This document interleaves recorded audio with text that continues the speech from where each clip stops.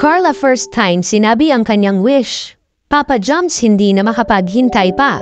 Isang mapagpalang araw sa inyong lahat mga kalingap, sanay hindi niyo po makalimutan na mag-like sa video na ito. At paunawa tapusin muna ang kabuuhan ng video na ito mga kalingap at para malaman ang nilalaman nito. At maraming salamat po mga kalingap sa pagpatuloy na pagsuporta lalo na kay Kuya Val Santos Matubang at kay Ate Edna Vlogs at Kalingap Rab, salamat po.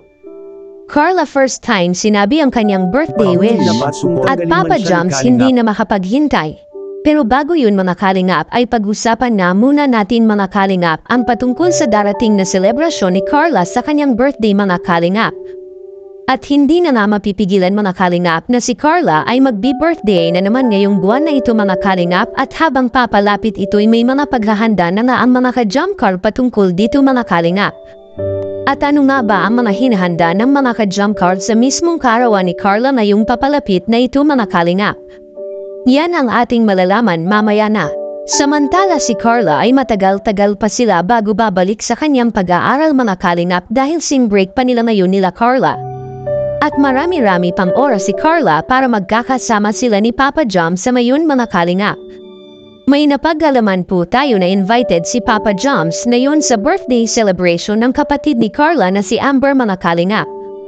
At kagabi nga lang ay marami na ang bumabati kay Carla at kay Amber sa mismong kaarawan ngayon ni Amber. May mga sponsors na ni Carla na nagbibigay panghanda para kay Amber mga kalingap. Grabe at napakapalad na nga ni Carla dahil sobra-sobra ang pagmamahal ng mga sponsors ni Carla sa kanya mga kalingap. At pati ang kanyang kapatid na si Amber ay naambunan rin ito sa kanyang kaarawan ngayon na bigyan rin si Amber ng pera para panggastos nito sa birthday celebration niya ngayon. Si Carla ay walang sawa na nagpapasalamat mga kalingap sa lahat na sumusuporta sa kanya ngayon. At kitang-kita naman kung gaano si Carla kamahal ng mga taga-suporta ng Jump Car dahil sa mapaghanggang ngayon si Carla hindi iniwan at mas lalong pinalalakas at pinatatag ng mga nagmamahal sa kanya. Kahit nasa kabila ng lahat ng mga isyu at mga gustong maninira sa Jump Car ay mas lalo pa silang pinagtibay sa ngayon mga kalingap.